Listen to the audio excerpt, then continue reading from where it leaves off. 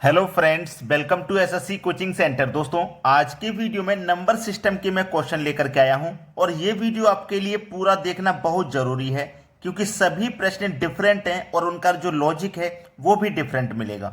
अब यहाँ पे जो क्वेश्चन स्क्रीन पे दिया गया है, आपसे बोला गया है कि 2 का स्क्वायर प्लस 3 का स्क्वायर प्लस 6 का स्क्वायर बता दीजिए। आप बोलोगे सर ये तो बहुत आसान है। फिर नीचे एक और क्वेश्चन लिखा हुआ है, 4 का स्क्वायर, 5 का स्क्वायर, 20 का स्क्वायर, 5 का स्क्वायर, 6 का स्क्वायर, 30 का स्क्वायर, इससे बता दीजिए।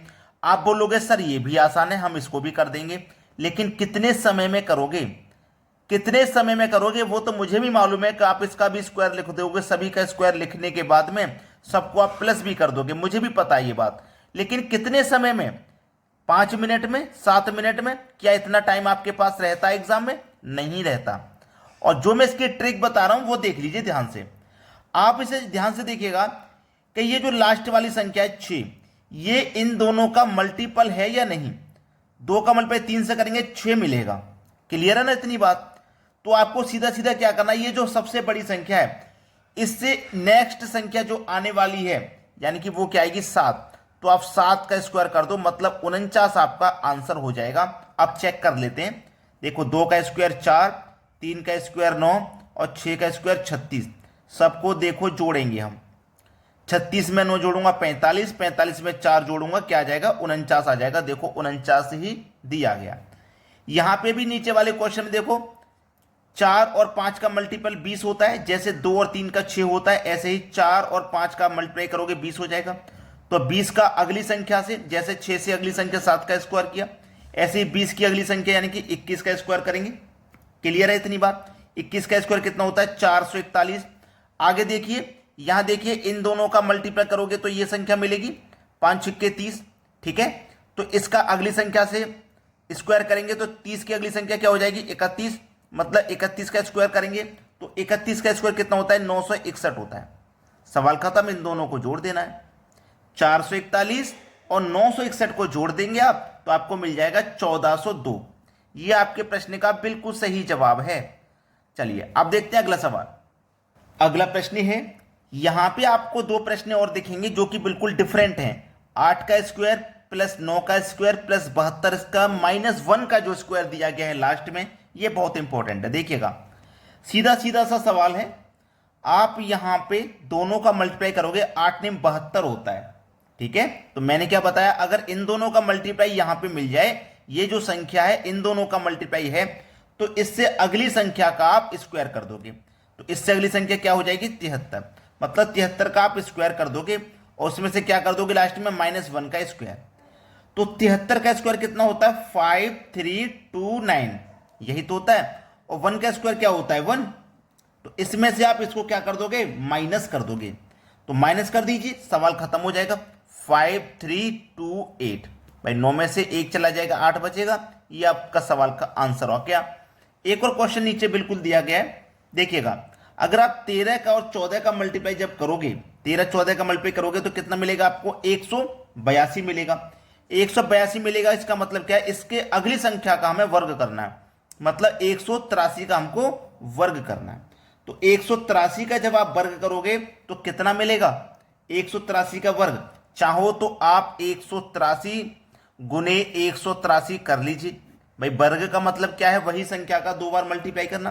तो देखो 3 त्रिक का 9, 3 अट्ठे 24, 8 त्रिक का 24, 24 और 24 48, 48 का आ जाएगा 8, कैरी का रहेगा 4, 3 एकम 3, 3 एकम 3, 3 और 3 6, 8 अट्ठे 64, 64 में जोड़ देंगे 6 तो 70 में 4 जोड़ देंगे 74। ठीक है, 70 में 4 जोड़ देंगे कितना हो जाएगा भैया? 74 हो जाएगा। फिर से कर लेता हूं चेक एक बार। 3 एकम 3, 3 एकम 3, 6 हो गया, 6 और 4 10 हो गया, 8 अट्ठे 64, 64 में 10 जोड़ दूंगा 74 हो जाएगा। तो 74 का कितना आ जाएगा भैया? 4 आ जाएगा। 74 का आ जाएगा 4, कैरी का 7, ये कैरी का अब नहीं है।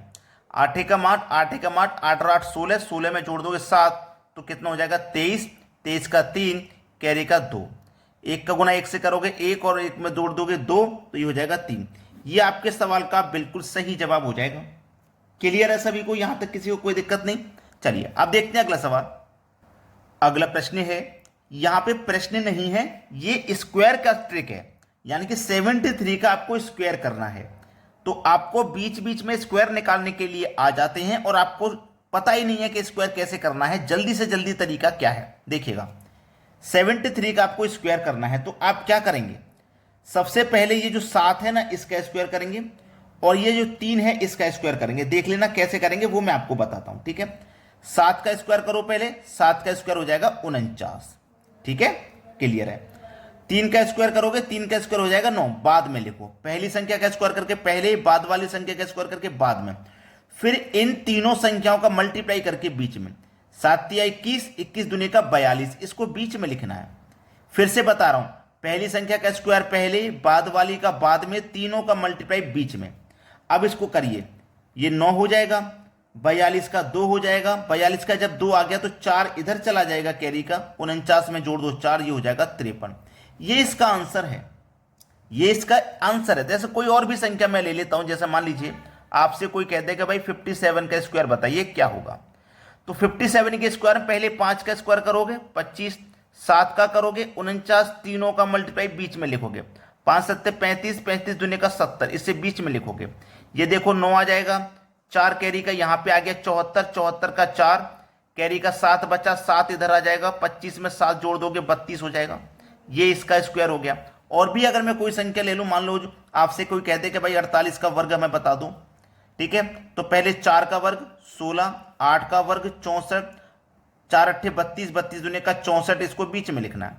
4 आ जाएगा, 6 कैरी का इधर 70 हो जाएगा, 70 का 0, फिर 70 का 0 आ गया तो 7 बचा, 7 इधर आ जाएगा, 16 में जोड़ दो 7, ये हो जाएगा 23। ये देखो इसका वर्ग हो गया। यानी कि आप 100 तक की संख्याओं का वर्ग बड़ी ही आसानी से निकाल सकते हो, जो तरीका मैं आपको बता रहा हूं। चलिए अब देखेंगे अगला प्रश्न।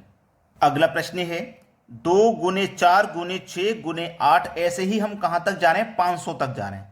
और इसमें पूछा है उसने शून्यों की संख्या क्या होगी। अब हम 500 तक तो जा रहे हैं, लेकिन ये 500 संख्या नहीं है, एक संख्या छोड़ के हम जा रहे हैं, है ना। एक संख्या जब छोड़ेंगे तो हमारे 500 का आधा कर देंगे, 250 संख्याएं हो जाएंगी। क्लियर है ना इतनी बात। भाई देखो, 1 को छोड़ दिया, 3 को छोड़ दिया, 5 को छोड़ दिया, 7 को, ऐसे ही हम 500 तक एक एक संख्या को छोड़ेंगे तो लास्ट तक 250 संख्या बचेंगी, 250 छूट जाएंगी। तो 250 संख्या बचेंगी। इसमें क्या करना है, हमेशा हमेशा 5 से डिवाइड करना है। और जब तक डिवाइड करना है जब तक 5 से डिवाइड जा सकता है। देखिएगा कैसे, 5 से कटा दो, 5 5 25 और 1 0, 50 बार में कट गया। अभी इस 50 में डिवाइड जा सकता है ना, 5 से जा सकता है तो डिवाइड दे दो। कितनी बार चला गया, 5 10 में 10, 10 बार चला गया। अभी इस 10 में भी डिवाइड जा सकता है 5 से, तो दे दो। कितनी बार चला गया, 2 बार। अब इस 2 में नहीं जा सकता, नहीं जा सकता ना, तो अब इनको जोड़ लो। 50 में 10 जोड़ो 60, 60 में जोड़ो 2, तो ये हो जाएगा 62। तो कितनी शून्यों की संख्या हो जाएगी, 62। ये आपका आंसर हो जाएगा बी ऑप्शन। क्लियर है सभी को। अब देखते हैं अगला सवाल। अगला प्रश्न है √3 क्या है, पूर्णांक संख्या है या धन पूर्णांक है या परिमेय संख्या है या अपरिमेय संख्या है। ठीक है, ये आपसे पूछा है कि √3 क्या है। अगर आपको नहीं पता है तो मैं आपको बता देता हूं कि √3 जो है वो अपरिमेय संख्या है, ना तो पूर्णांक संख्या है। क्योंकि पूर्णांक संख्या जो होती हैं वो 0 से स्टार्ट होती हैं, 0 1 2 3 इस तरीके से ये अनंत तक जाती हैं। तो ये होती है हमारी पूर्णांक संख्या, ये पूर्णांक संख्या होती हैं। प्राकृतिक संख्या होती हैं जो 1 से स्टार्ट होती हैं, 1 2 3 4 इस तरीके से ये प्राकृतिक होती हैं, ये होती है प्राकृतिक। प्राकृतिक और पूर्णांक में सिर्फ इतना अंतर है कि पूर्णांक संख्या 0 से शुरू होती है और प्राकृतिक संख्या 1 से शुरू होती है, ये अंतर है इसमें। ठीक है, चलिए अब पूर्णांक भी हो गया, धन पूर्णांक हो गया। धन पूर्णांक का मतलब होता है जैसे कि 1 +2 +3 +4 इस तरीके से हम आगे बढ़े। ठीक है, ये धन पूर्णांक होता है। अब परिमेय और अपरिमेय क्या अंतर है। परिमेय संख्या जैसे कि मैं आपको बता दूं, आप √4 लिख दो, इसका स्क्वायर रूट हो जाएगा 2, तो ये क्या हो गई, परिमेय संख्या। लेकिन जिसका स्क्वायर रूट पूरा पूरा नहीं निकलेगा, दशमलव में आएगा, तो वो अपरिमेय संख्या हो जाएगी। समझ में आ गई बात। चलिए अब देखते हैं अगला सवाल। अगला सवाल है किसी संख्या को 0 से भाग देने पर प्राप्त होता है, 0 प्राप्त होता है, 1 प्राप्त होता है, इनफाइनाइट, या फिर नहीं, कुछ नहीं। चलिए अगर मैं किसी संख्या x को 0 से भाग दूं, 0 का मतलब 0 से भाग दूं, तो बहुत से बच्चे कहते हैं कि 0 ही मिलेगा, लेकिन ये गलत है। जैसे अगर मान लो मैं 10 में 0 से भाग दे दूंगा तो 0 ही मिलेगा क्या मुझे? नहीं, ये गलत है, ये गलत है, 0 नहीं मिलेगा। अगर मैं किसी संख्या में 0 से भाग दूंगा तो इनफाइनाइट मिलता है, याद रखना। अगर मैं 10 में 0 से भाग दूंगा तो क्या मिलेगा? इनफाइनाइट। तो हमारा जो आंसर हो जाएगा वो इनफाइनाइट हो जाएगा, सी ऑप्शन। तो आप क्या करेंगे, वीडियो को लाइक कर दें और वीडियो को शेयर कर दें। ठीक है दोस्तों, धन्यवाद।